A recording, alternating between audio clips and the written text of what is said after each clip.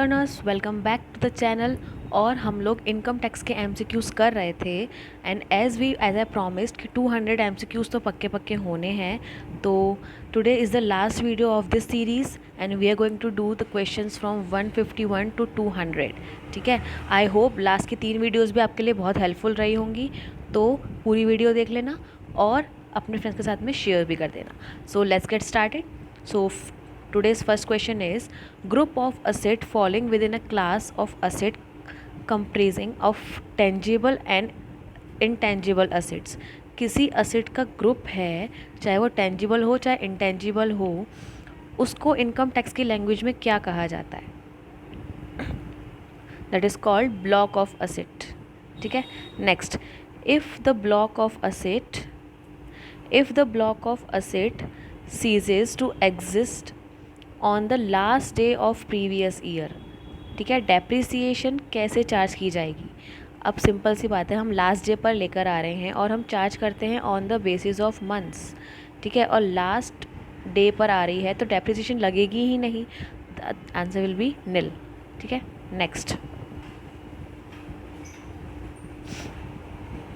Payments to resident on which tax has not bin deducted pay या paid shall be disallowed to the extent of. Resident को किया गया payment, अच्छा हमने एक पहले बात पढ़ी थी कि नॉन रेजिडेंट को किया गया पेमेंट जिस पे हमने टीडीएस नहीं काटा है, वो 100% डिसअलाउड हो जाता है।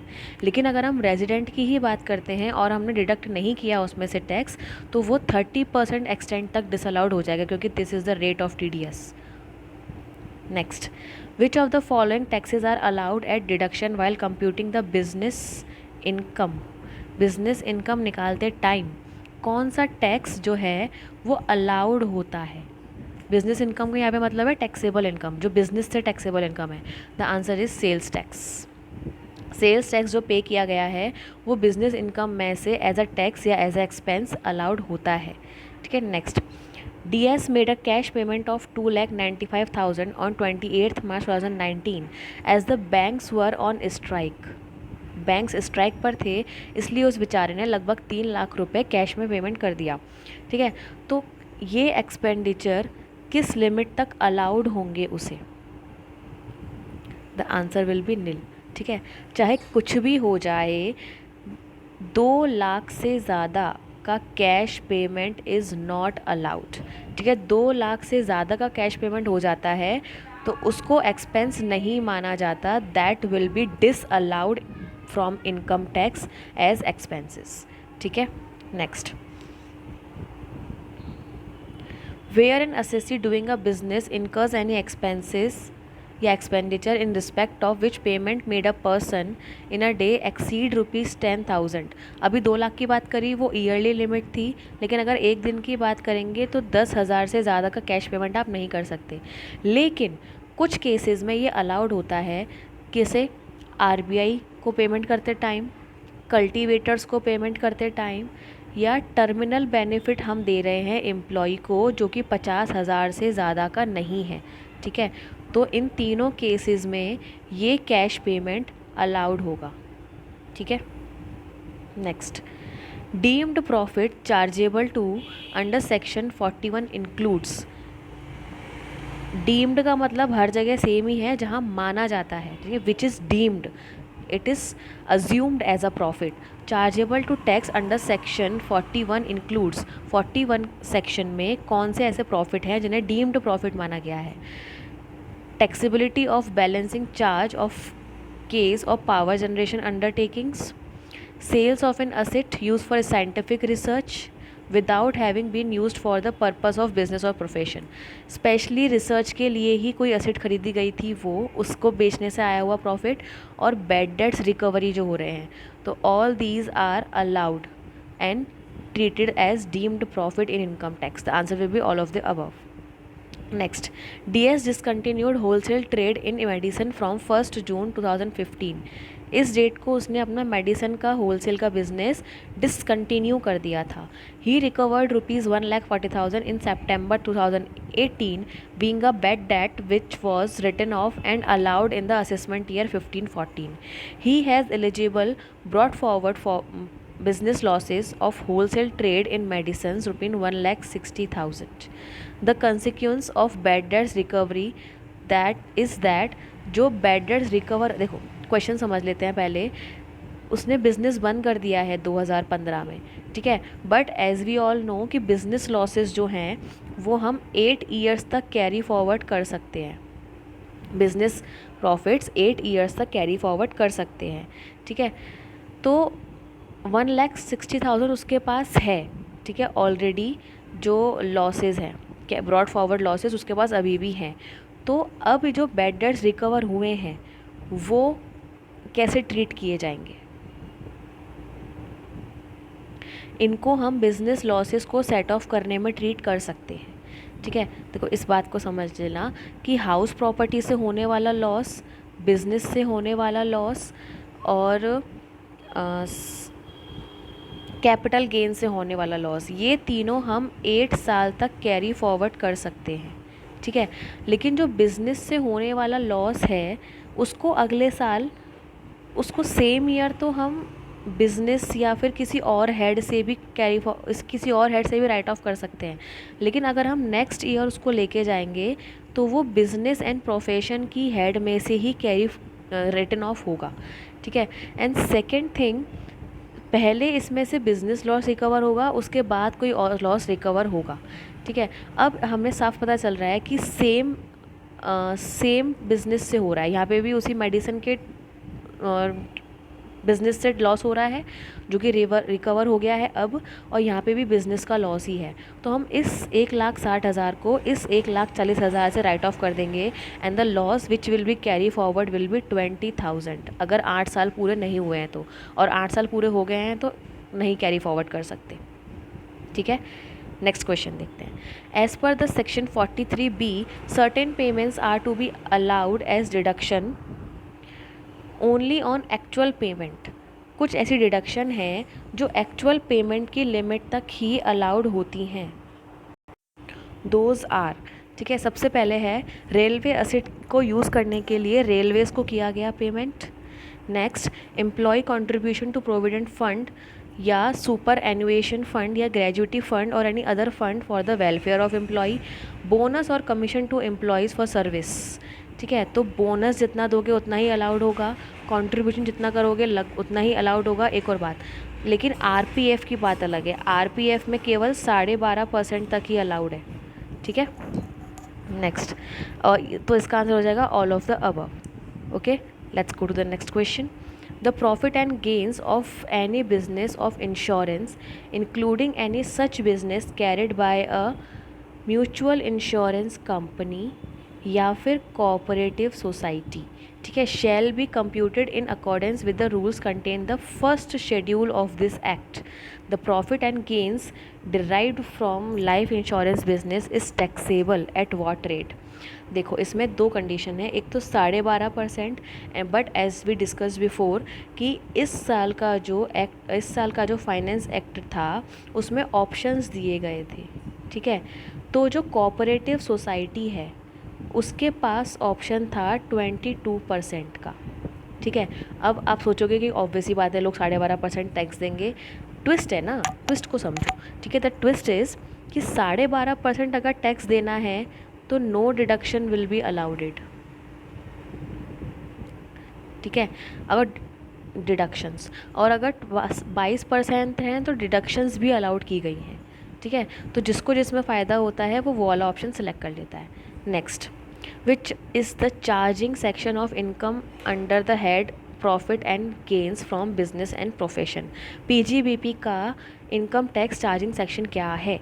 द आंसर इज़ 28, और इसके बारे में रूल्स कंप्लीट किस में है? सेक्शन 28 से 44 तक, ठीक है। इसके अलावा सैलरी, हाउस प्रॉपर्टी, पीजीबीपी का मैंने बता दिया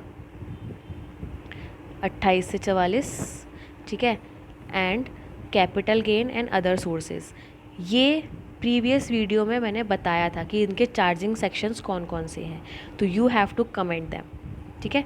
तो पीजीबीपी का चार्जिंग सेक्शन है 28। Next, Raman and Company, a partnership firm, received rupees 5 lakh from insurance company under Keyman insurance policy, ठीक है।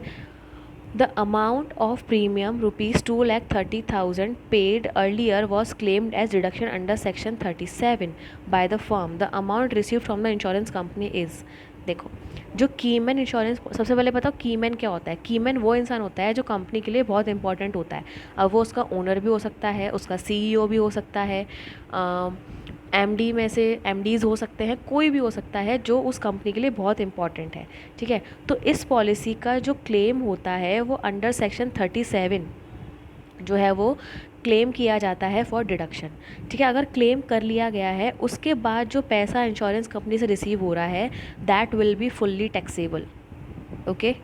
Next, assessee is having stock existing in the business, valuation of stock will be, जो हम हमेशा से करते आए हैं accounting में, cost price and market price which ever is less, इसी पर वैल्यूएशन होगा स्टॉक का, ठीक है। Next, export incentives taxable under this head, कौन से ऐसे एक्सपोर्ट इंसेंटिव्स हैं जो इस हेड में टैक्सेबल होते हैं। Duty drawback, DBP, cash, CCS जिसको हम बोलते हैं कैश कंपनसेटरी सपोर्ट, सारे ही इसमें इंक्लूड होते हैं, ठीक। Next, dash includes any arrangement, और इसके ऑप्शंस मैं ऊपर लिख देती हूँ। कॉन्ट्रैक्ट,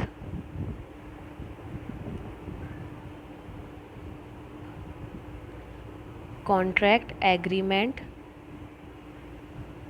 सर्विस, इन 3 ऑप्शंस में से बता दो। चलो, फोर्थ मैंने एलिमिनेट कर दिया।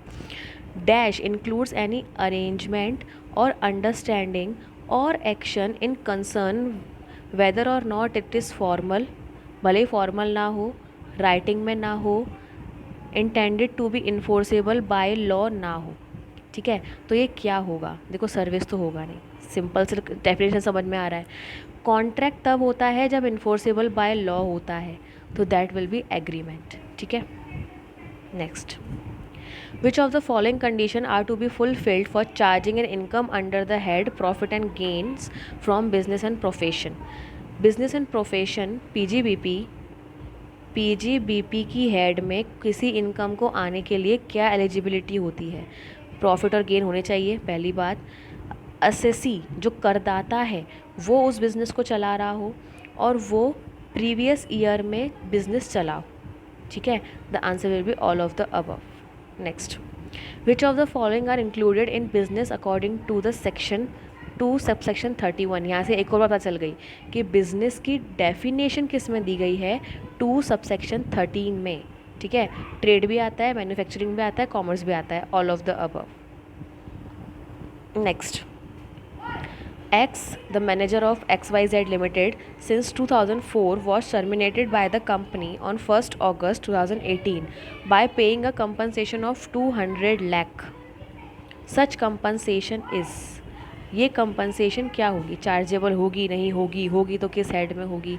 That will be chargeable under section 28 subsection 2 A. Okay, next.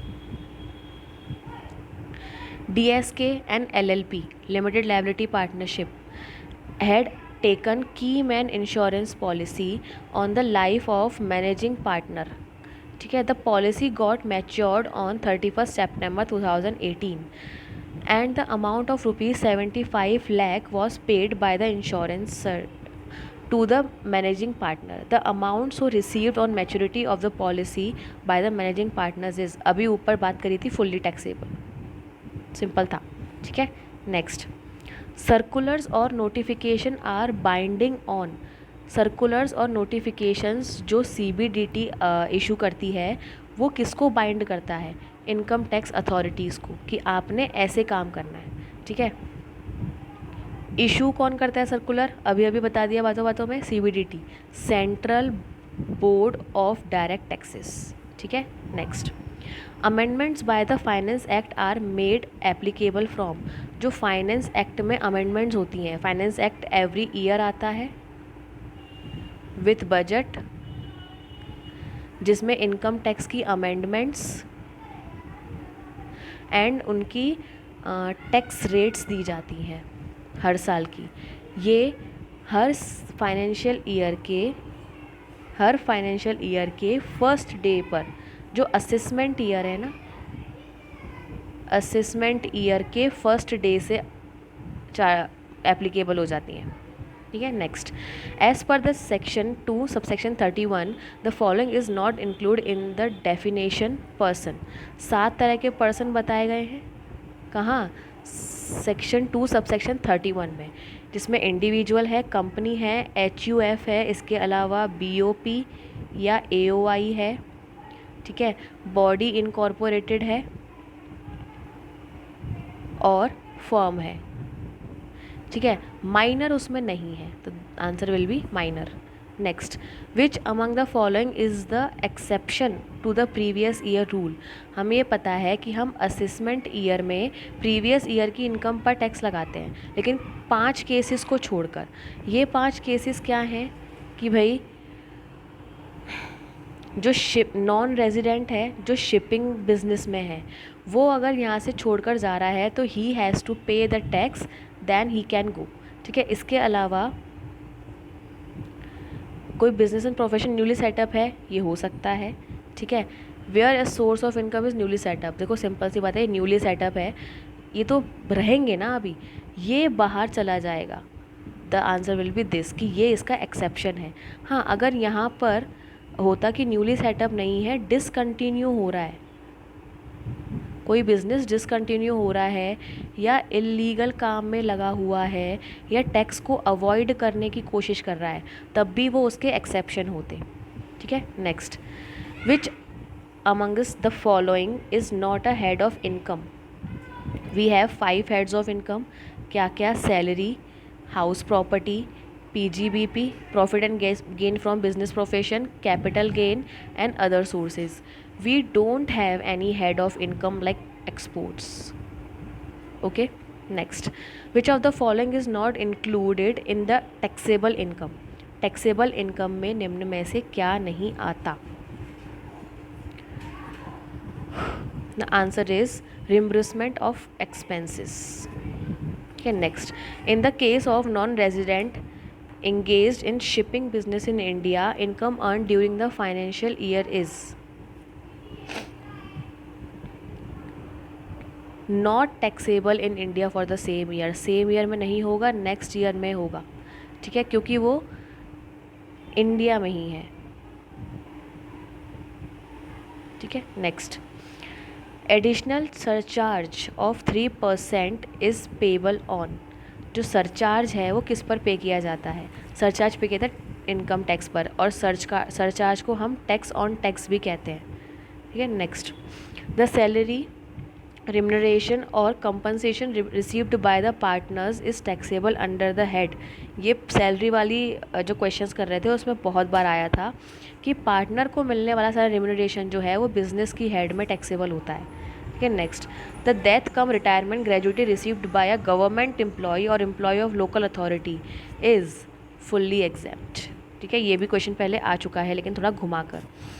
Rent free accommodation given to a employ by the employer is, rent free accommodation मतलब घर रहने के लिए रेंट के बिना, ये एक परस्विट है। अच्छा, एक और बात, लास्ट वीडियो में मैंने क्वेश्चन पूछा था कि 7.5%, 10% एंड 15%, ये 3 रेट्स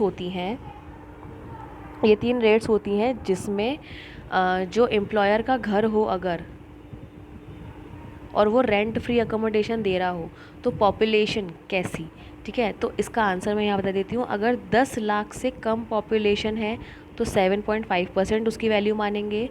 10 से 25 लाख के बीच में पॉपुलेशन है उस एरिया की तो 10% will be the value of perquisite, और 25 लाख से ज़्यादा है तो 15%। Okay, next, payment of gratuity act is 1972। ठीक है, entertainment allowances is applicable only for government employees.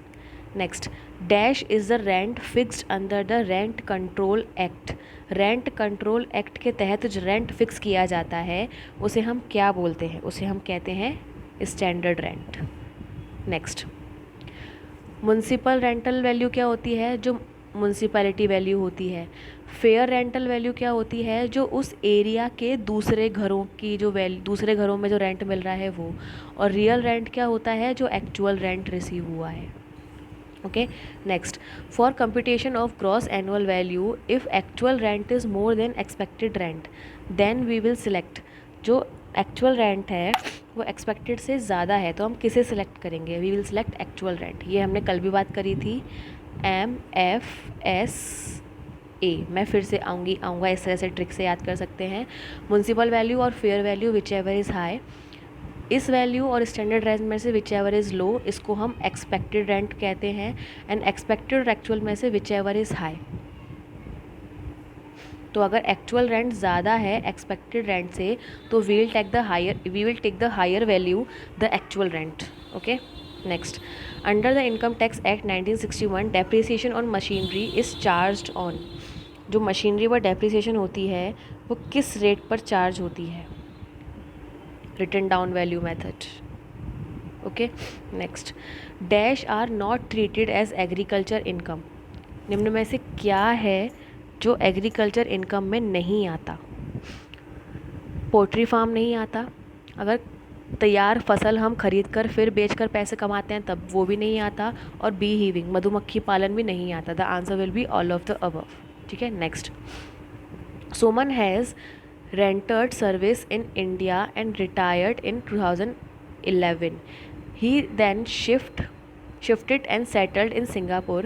The pension received by him for such service would be। वो retire होकर चले गए हैं सिंगापुर रहने के लिए 2011 में ही। तो जो उनको पेंशन रिसीव हो रही है वो उसे कैसे ट्रीट किया जाएगा? डीम्ड टू ऑकर और अराउज इन इंडिया, और यहीं पर टैक्सेबल होगी इंडिया में ही। ठीक है, next, educational cess is leviable in case of. Educational cess कितना लगता है? जो 3% लगता है वो किसके लिए है? सारे असीसीज के लिए है। ठीक है, next, the car is imported after 1 April 2005 by R limited from London to be used by the employ. Employ के यूज़ के लिए 2005 के बाद आर लिमिटेड ने एक कार इंपोर्ट करी है लंदन से। ठीक है, the R limited shall be allowed depreciation on such car.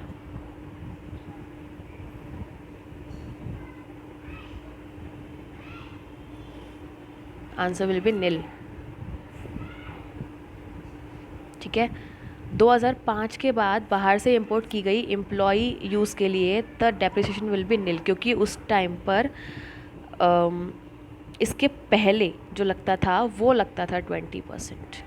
Okay, next, certain revenue and capital expenditure on scientific research are allowed as deduction. Scientific research पर जो depreciation जो एक्सपेंसेस किए गए हैं वो अलाउड होते हैं 5 साल के लिए। इसके अलावा एक और चीज़ 5 साल के लिए अलाउड थी हाउस प्रॉपर्टी में। You have to comment that कि क्या था वो। ठीक है, next, preliminary expenses incurred as allowed deduction for. Preliminary expenses क्या होते हैं? जो बिजनेस के स्टार्ट होने से पहले होते हैं। ये भी 5 इक्वल इंस्टॉलमेंट्स में अलाउड होते हैं। ठीक है, next, in the case of assessee follow mercantile system of accounting, bonus और commission to the employee are allowed at deduction on due basis but section 43B के अकॉर्डिंग। ठीक है, next, for person carrying on profession tax audit it's compulsory. देखो, tax audit की अगर मैं बात करूं, ठीक है, तो उसके लिए 2 केस हो सकते हैं। ठीक है, या तो वो अकाउंटिंग बुक्स रखता हो या वो अकाउंटिंग बुक्स ना रखता हो। ठीक है, अगर वो अकाउंटिंग बुक्स रखता है तो एक हो सकता है बिजनेस, एक हो सकता है प्रोफेशन। ठीक है, अगर वो बुक्स रखता है और वो एक बिज़नेस कर रहा है, तो टर्नओवर अगर उसका टर्नओवर 1 करोड़ से ज़्यादा हो जाता है तो उसे टैक्स ऑडिट करवाने की ज़रूरत है। ठीक है। अगर प्रोफेशन में है like doctor, teacher, engineer etcetera, तो अगर 50 लाख से ज़्यादा हो जाता है, 50 लाख, इसको लैख भी बोलते हैं, तो उसे टैक्स ऑडिट करवाने की ज़रूरत है। ठीक है। नेक्स्ट थिंग, अगर वो अकाउंटिंग बुक्स नहीं रखता, बहुत से ऐसे लोग होते हैं जो अकाउंटिंग बुक्स नहीं रखते। ठीक है। तो उनका असेसमेंट होता है 44 AD के अकॉर्डिंग। ठीक है। उसमें एक फ़िक्स रेट से टैक्स लगा दिया जाता है, 8% and 6%, 8% for business and 6% for profession. ठीक है। तो ये टर्नओवर और ग्रॉस रिसिप्ट्स, इसमें इसको मान लिया जाता है कि इतना इनका ग्रॉस रिसिप्ट और इतना इनका टर्नओवर होगा। ठीक है। और उस पर सीधा सीधा 8% और 6% टैक्स लगा दिया जाता है स्टैंडर्ड रेट से। ठीक। तो अगर वो बुक्स नहीं रखता है तो इसके अकॉर्डिंग, और बुक्स रखता है तो ये लिमिट्स रहती हैं टैक्स ऑडिट के लिए। आई होप समझ में आ गया होगा। इसके अलावा अगर टैक्स ऑडिट नहीं कराते तो क्या होगा? टैक्स ऑडिट अगर नहीं कराते तो सेक्शन 271B के तहत आपको पेनल्टी देनी पड़ सकती है। ठीक है। ये पेनल्टी हो सकती है 0.5% ऑफ टर्नओवर या फिर 1.5 lakh, which ever is less. ठीक है। तो आई होप टैक्स ऑडिट वाली चीज़ समझ में आ गई होगी। तो अगर प्रोफेशन में है तो टैक्स ऑडिट कब कंपलसरी है? जब 50 लाख से ऊपर की इनकम हो। और अगर बिजनेस में है तो 1 करोड़ से ऊपर की इनकम हो, तब टैक्स ऑडिट कंपलसरी है। ठीक है। Next, in the case an assessee is engaged in the business of civil construction, presumptive income scheme is applicable if gross receipt. ये वही बात है कि अगर हम बुक्स नहीं रखते तो परज्यूम कर ली जाती है उसकी जो इनकम है। ठीक है। तो ये कब होती है? जब उसकी इनकम 50 लाख से ज़्यादा होती है। ठीक है। In profession and in business as well, दोनों में ही 50 लाख। बट अगर हम ट्रांसपोर्ट बिजनेस की बात करें तो देखो यहाँ पर 2 केसेस हो सकते हैं कि वो जो व्हीकल यूज़ कर रहा है वो लेस देन 12 टन है, और अगर या मोर देन 12 टन है। ठीक है। अगर लेस देन 12 टन है तो 1000 per ton for of gross vehicle weight. ठीक है। ग्रॉस व्हीकल वेट का 1000 पर टन के हिसाब से।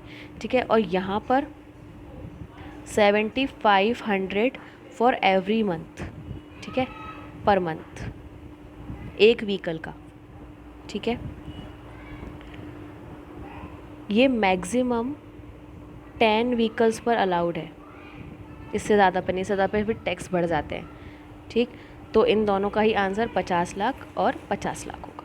Next, A is entitled to children education allowances ₹80 per month per child for 3 children amounting ₹240। तो उसके लिए एग्जाम्शन क्या होगी? तो आपको ये पता होना चाहिए जो चिल्ड्रन अलाउंसेस हैं वो 100 पर मंथ पर चाइल्ड अलाउड होते हैं फॉर मैक्सिमम 2 चिल्ड्रन। यहाँ पर उसको 80 रुपये ही मिल रहे हैं, तो हम 80 के हिसाब से ही टैक्स में लेंगे, डिडक्शन देंगे, but only for 2 children per month. तो द आंसर विल बी 160। सो ये नहीं कि 180 2 बच्चों के लिए ही अलाउड होगा, तीसरे वाले का टैक्सेबल हो जाएगा। ठीक है। Next, R gifted his house property to his wife in 2000। House property दे दी उसको 2000 में, ईयर 2000 में। ठीक है। और अब उसने लेट आउट कर दिया, उसको रेंट पर चढ़ा दिया 5000 पर मंथ पर। तो ये हाउस प्रॉपर्टी की जो इनकम है वो किसके हैंड्स में टैक्सेबल होगी? ये टैक्सेबल होगी आर के हैंड में, Mrs R. It must be Mr R, क्योंकि उसकी वाइफ को गिफ्ट कर रहा है ना। ठीक है। तो आर के में ही क्यों? क्योंकि वो डीम्ड ओनर माना जाएगा। सॉरी, इसका ऑप्शन में लिखा है, ये रहा, आर में, क्योंकि as he will be treated as deemed owner and liable to tax, ठीक है।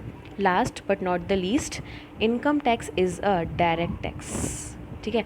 इस क्वेश्चन के जैसा एक क्वेश्चन का पोल भी दिया था मैंने टेलीग्राम पे कि income tax is a direct tax, indirect tax, direct and progressive tax. तो देखो, डायरेक्ट एंड प्रोग्रेसिव टैक्स, तो डायरेक्ट टैक्स यहाँ वहाँ पे सही था, जैसे कि यहाँ पर मिस्टर आर सही है, लेकिन इसकी एक्स्ट्रा डिटेल्स भी दी हुई है ना, जैसे जैसे डीम्ड ओनर माना जाएगा, तो this will be the answer. तो जहाँ पर एक प्रॉपर दी गई हो उसका डिटेल, तो अधूरे आंसर पर टिक नहीं लगाते हम, इस आंसर पर टिक लगाते हैं। बहुत बच्चों ने इस पर डाउट क्रिएट किया था कि डायरेक्ट टैक्स है बुक में एक्सेट्रा, तो यहाँ पर एक्स्ट्रा डिटेल दी हुई है ना, तो ये इसके साथ जाएंगे, ठीक है। तो वी हैव कंप्लीटेड 200 क्वेश्चंस, कोई बात नहीं, अच्छे से हो गया। आई होप ये क्वेश्चंस आपको हेल्प करेंगे इन एग्ज़ाम। एंड ये पीडीएफ मैं भेज दूँगी अब टेलीग्राम पर, आंसर्स भी हैं इसमें, ठीक है। So all the best for the exam and let me know of which subject you want MCQ for in next video. Bye bye, take care, all the best.